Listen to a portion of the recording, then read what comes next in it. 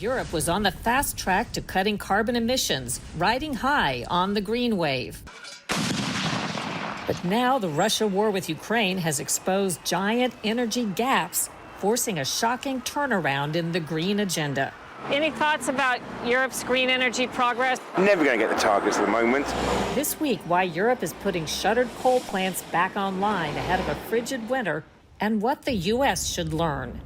To have to reopen those coal mines is an admission of defeat. If you want to go to ground zero for inflation, these fertile fields would be a good start. Issues about whether or not there was going to be enough fertilizer to go around. So we can expect to keep paying higher prices. Yeah. This week, the reasons behind the rising costs of putting food on America's tables. This week, a look at a whiplash summer for home sales. A lot has changed. Oh my God, last time I seen you was a seller's market. Home prices are tanking and homeowners' heads are spinning. We take a look at a twisted and troubling housing recession.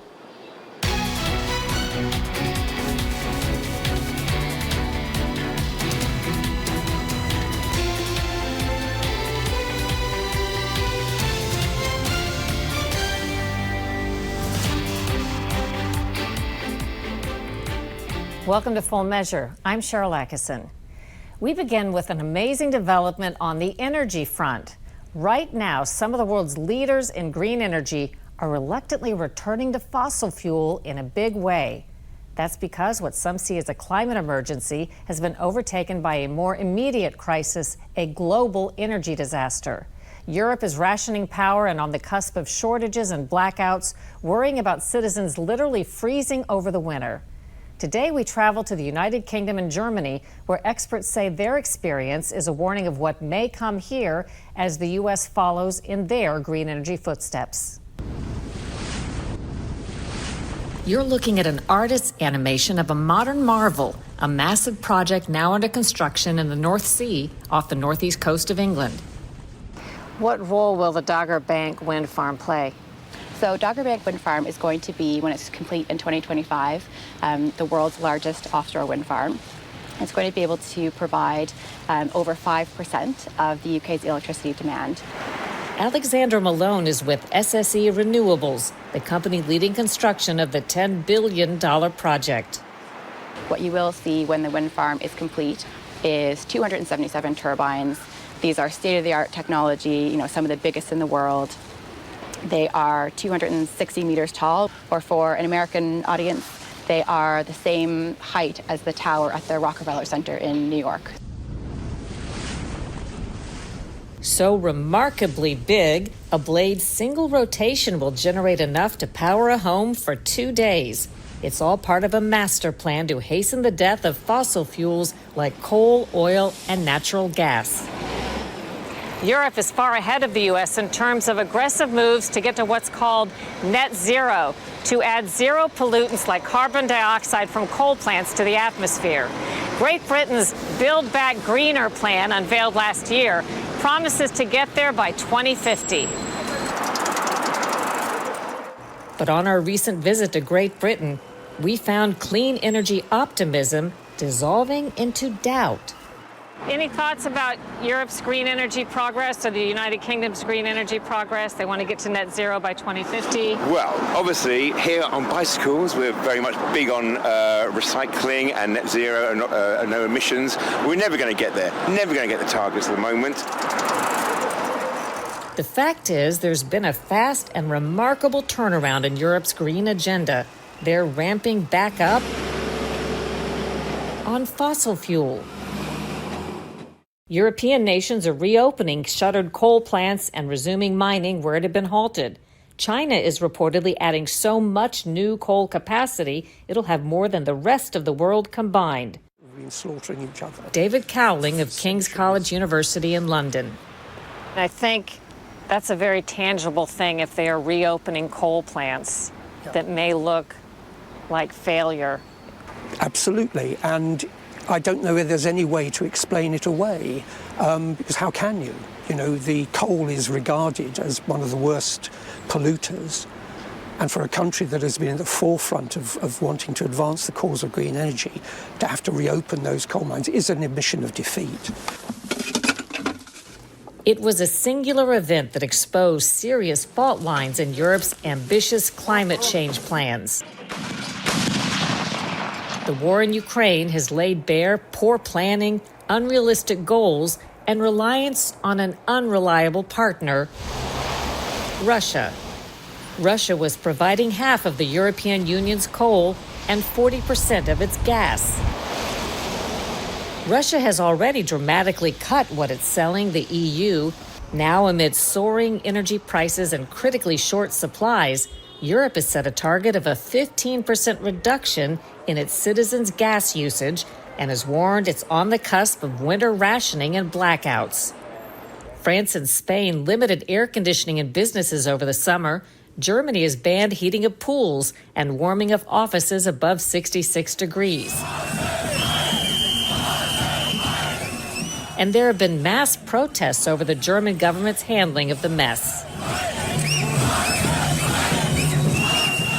Germany has certainly been very active in trying to go green. But like a lot of countries that are going green, they still substantially rely upon fossil fuels. You can't suddenly go and change from 100% fossil fuel to 100% green. It doesn't work like that. And whilst there were abundant supplies of traditional fossil fuels and natural gas, people could imagine moving in steady stages towards more green energy. But actually, once you disrupt that system, once you turn off the taps, it brings home very brutally and very quickly how dependent you are. The disaster unfolding in Europe may foreshadow what's to come in the U.S., which is following in Europe's footsteps. Just as Europe was descending into its crisis and scrambling to dial back on clean energy, President Biden was signing the biggest climate change bill ever in the U.S., the Inflation Reduction Act. The Inflation Reduction Act invests $369 billion to take the most aggressive action ever in confronting the climate crisis and strengthening our energy security. It's baffling to me that the White House is not focusing on this disastrous result and saying, well, they got it wrong, we ought to rethink this.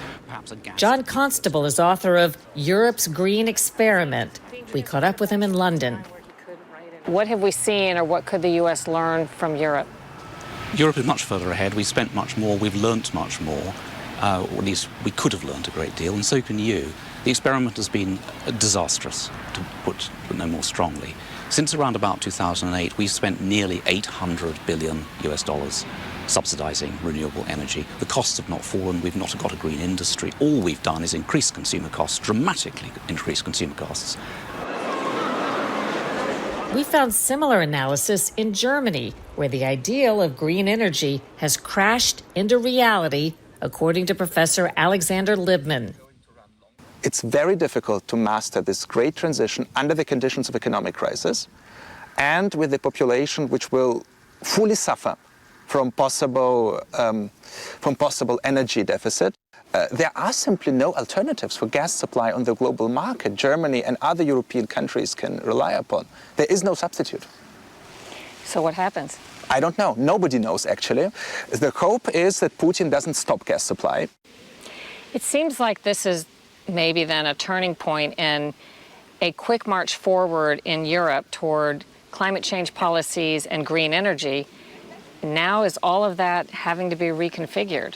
Absolutely. I think if you talk to somebody who clearly subscribes to the Green Party agenda, they would say that's exactly the moment when one needs to push forward. And that's the moment when the energy transition really has to happen. But I'm not so sure about that. But pushing forward on green energy ever harder is the strategy, supported by politicians like Stella Creasy in London. She's a left-leaning member of the UK Parliament. For many of us, the answer isn't to go back to fossil fuels, it's to put the investment into renewable energy, because that also makes us less reliant on people like Russia and the terrible things that they're doing in the Ukraine and the way they're holding the world to ransom in that way. So far, it's still full speed ahead for the Dogger Bank Wind Farm project, which is scheduled to start producing its first wattage next summer and for a projected lifetime of 35 years.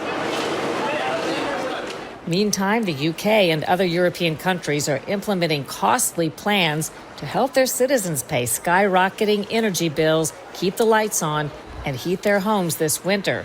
It's a $500 billion tab and growing, ultimately billed to taxpayers. People who aren't watching this carefully, but they do like the idea of green energy and they're well-meaning. I'm talking about people in the United States. What is your advice to them? Look carefully at what's happened in Europe and make up your own mind about whether it's been a success. Do you really want to see falling energy consumption, deindustrialization, extremely high consumer prices across the board from industry right the way through to households? If that's what you want, well, by all means, go ahead, copy Europe and its experiment. If, on the other hand, you want to prosper and be a defensible and independent country still, well, think again.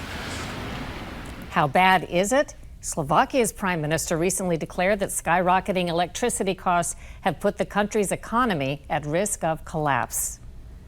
Next on Full Measure, we are off to the farm to find out how inflation there translates to prices you pay at the grocery.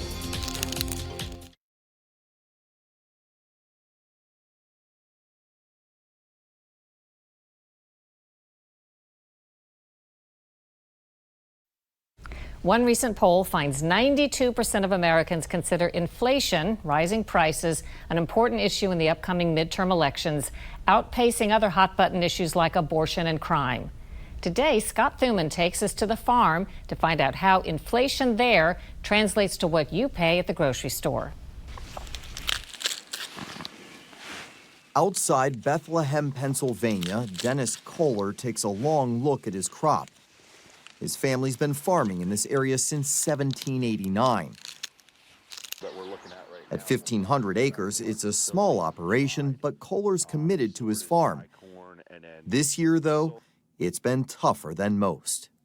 Think we're in a good place, a bad place? How is it for you?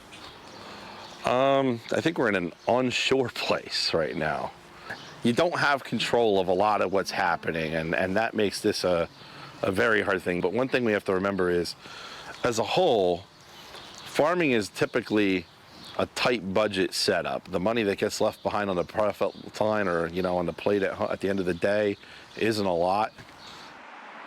And what's eating away at the budget on this farm and countless others across the country? Inflation and supply problems. Kohler is paying between 50% and 200% more for fertilizer than he did just last year, providing he can get his hands on it.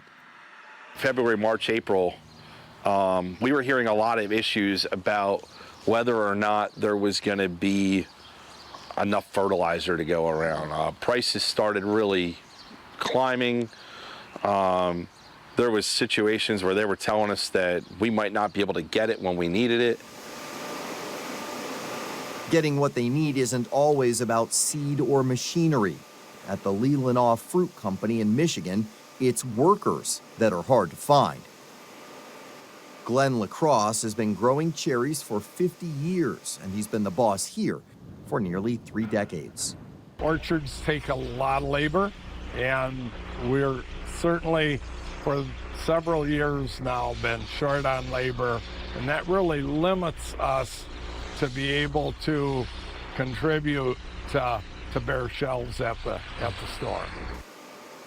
So he's paying $23 an hour to attract workers. That's 7 times higher than what countries like Turkey are paying. So it costs a lot more just to keep the line moving. Inflation, too, taking a toll. But I mean, you were telling me, which made me raise an eyebrow, you were talking about over your shoulder, there's a lot of sugar. What are you paying for sugar right now? We're paying about 70 cents a pound for sugar, and I'd say 3 years ago, we were probably paying in the 22-cent range. Yeah. So sugar's gone up 3 times, it's tripled? Yeah. The skyrocketing costs of packaging and transportation adding up as well. While the U.S. inflation rate has hovered around 8%, farmers' costs have risen even higher. Some experts calculate it's costing farmers about 40% more to grow a crop this year compared to 2 years ago. Roger Cryan is the chief economist at the American Farm Bureau. Well, farmers are facing inflation in things like fuel and fertilizer in particular. Fuel prices doubled and fertilizer prices tripled last year as the economy heated up after COVID.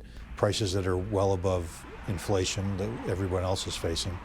So the bottom line for farmers has been a lot tougher than you would expect. Growing up here. And the pain, Kohler warns, to be felt for a long time, well beyond when the economy bounces back. Americans will still pay more for what farmers are putting on the table now. In our case, we feed a lot of cattle. And in the case of steer, it takes 18 to 24 months to finish a steer on feed. So potentially we might not see the total cost effect on beef for maybe a year to 2 years from now. So we can expect to keep paying higher prices. Yeah, I think unless we see some sort of crash in the economy that causes the inflation to go down, that the currency is devalued, unless we see that, it's a given that it has to keep going up. For American farmers, the only choice to keep working the land and hope for brighter days ahead. I think I might know the answer, but are the farmers making more then? Well, in general, no. While we're paying a lot more at the grocery store these days, farmers' costs have risen even faster, and many of them are really just trying to hang on. Thanks for the report. When we come back, how shopping for houses changed on a dime.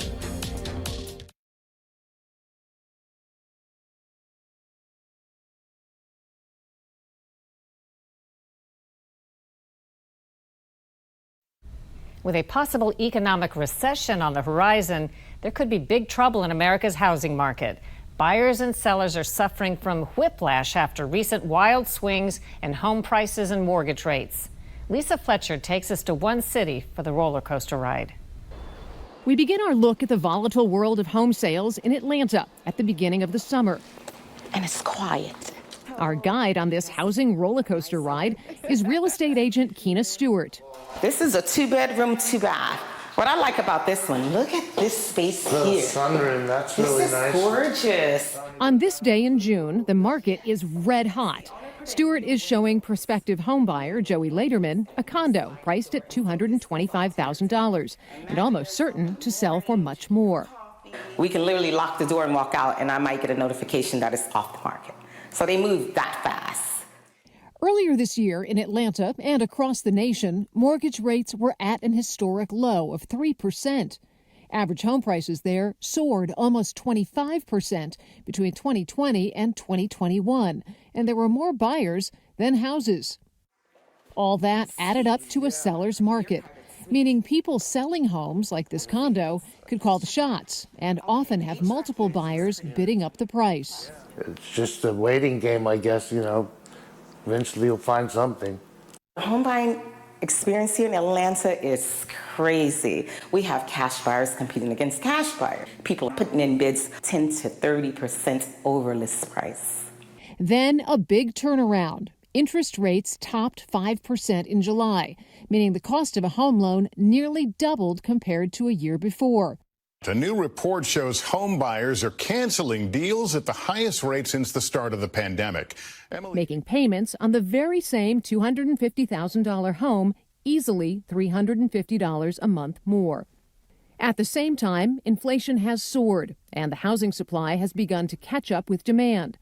In July, about 63,000 buyers across the U.S. backed out of sales contracts on houses they could no longer afford.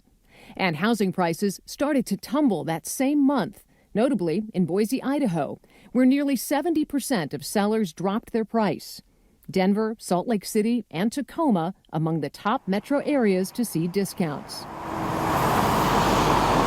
We went back to Atlanta after this seismic shift to find real estate agent Keena Stewart adjusting to the new reality. The market has shifted to a buyer's market, like literally overnight. A lot has changed. Oh my God. Last time I seen you, it was a seller's market. This is hot areas are usually overpriced. Yes. So what's On this day, Stewart is showing condos in the trendy Atlantic Station neighborhood. So in these particular buildings, at one particular time, there's about 16 to 20 condos for sale, and they've all dropped their pricing. Stewart's client, Pamela Hill, is looking to downsize. As a buyer, she likes the lower prices, but as a seller, knows she won't be able to get as much money for her current home. If I sell my property today, my challenges that my husband and I are facing is trying to buy something for that same value. I like how it has a passway through. It's a predicament facing homeowners across the country, including Joey Laderman, the Atlanta client who was looking at the $250,000 condo back in June. That condo sold the next day for almost $35,000 over asking price. And Laderman found himself forced to retreat to the sidelines, dropping the selling price of his own home and putting his buying plans on hold. For Full Measure, I'm Lisa Fletcher. And after a break, what's ahead next week on Full Measure?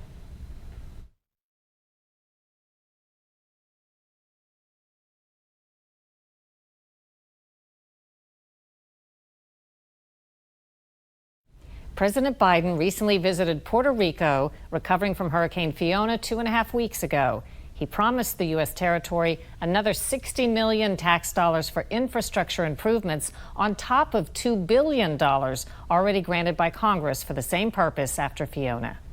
We have to do more. We have to ensure that when the next hurricane strikes, Puerto Rico is ready. Meantime, Puerto Rico is still spending more than $64 billion committed by Congress after Hurricanes Maria and Irma in 2017. As we've reported, Puerto Rico has struggled to rebuild critical infrastructure in the 5 years since being hit by the double hurricanes. Maria destroyed the entire power grid, which is now a key part of the taxpayer-backed reconstruction on the island. To date, only about a quarter of those billions have reportedly been spent, and the grid took another big hit during Fiona. One key problem with relief funds to Puerto Rico, which we reported, is persistent corruption. And Puerto Rico's long relationship with corruption continues. In August, former Governor Wanda Vázquez Garced was arrested by the FBI and charged with bribery related to her 2020 campaign. The indictment says the scheme involved the governor accepting more than $300,000 in exchange for appointing a designated person to a political post. A political consultant to Vázquez Garced and the president of a bank have pleaded guilty to taking part. Coming up next week on Full Measure, one of the most commonly prescribed drugs in America, now under the microscope, is possibly addictive. I tried to crush them up and snort them at one point, and that didn't really work the way I wanted it to. But once I was doing that and I had tried that, I'm really like, I know what I'm doing now. I am abusing this drug, and it's gotten out of hand. We investigate the push to restrict gabapentin next week on Full Measure. Until then, we'll be searching for more stories that hold powers accountable.